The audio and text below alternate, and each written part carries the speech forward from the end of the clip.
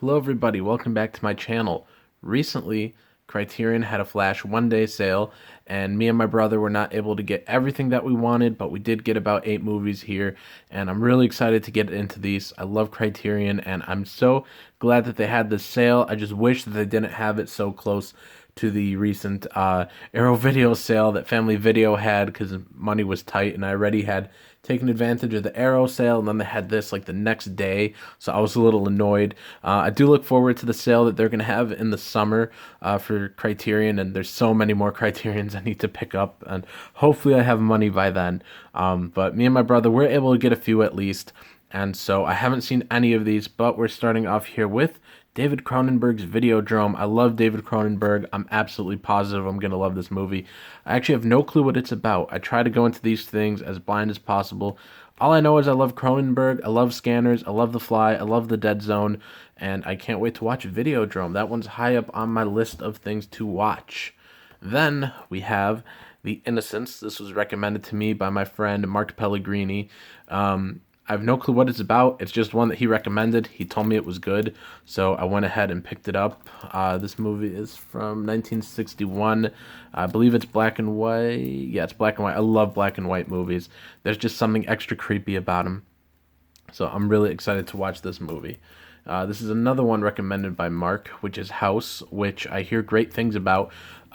Honestly, again, I have no clue what this is even about.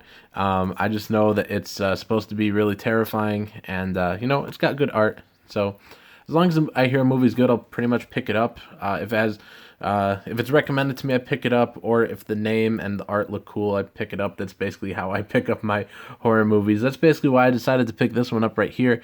I have no clue how you pronounce this. I don't know if it's Haxan, I don't know. It's a silent movie from 1922. I just stumbled across this. This was actually not recommended to me. All I know is it has grave robbing, torture, possessed nuns, and a satanic Sabbath, and that just sounds cool enough, so I just kind of stopped reading there. But it's from 1922. It's black and white, and it's a silent movie, so it's it sounds cool. Sounds like it's gonna be creepy, so I picked that up. And this was recommended to me by my friend Andrew. Don't Look Now. I've heard great things about this movie, and I haven't seen any of these ones that I picked up from Criterion. Haven't seen these yet, but this is one I look forward to. I look forward to watching, and it is definitely high up on my list of things to watch. Then we have The Blob, the original Blob from 1958. I did see the remake from the 80s, and the remake is awesome. The remake is one of my favorite movies, and I hear good things about this movie. I just ended up seeing the remake first. I hear the remake is better, so that's sort of why I got the remake first. But I mean, I love the remake, and I can't wait to watch the original. I think this is going to be a good movie, so went ahead and got the original. This is one that I have heard of. I know nothing about. But Carnival of Souls is one of the best names for a movie I've ever heard. So I went ahead and picked it up. Looks like it's going to be good. Another 60s black and white movie, and it's just got an awesome name. So sorry if that's a weird way to pick up movies. And I know I can't really say much about the movie because I have no idea really what the plot is. Being that I've never seen it, and I tend not to read the descriptions. I just need to know very vague things about a movie. Like if you tell me like, oh, there's a creepy movie about a witch, I'll go get it. Or if you tell me like, oh, this is a fun 80s slasher movie, I'll pick it up. It doesn't really matter to me. I love horror. I love all horror. So just as long as I hear it's a good movie, or if the name and art is appealing, I'll pick it up. So I went ahead and got Carnival of Souls just because I think I've heard of this movie a little bit, but not really much. But again, it was just like, a cool name, just sort of picked it up.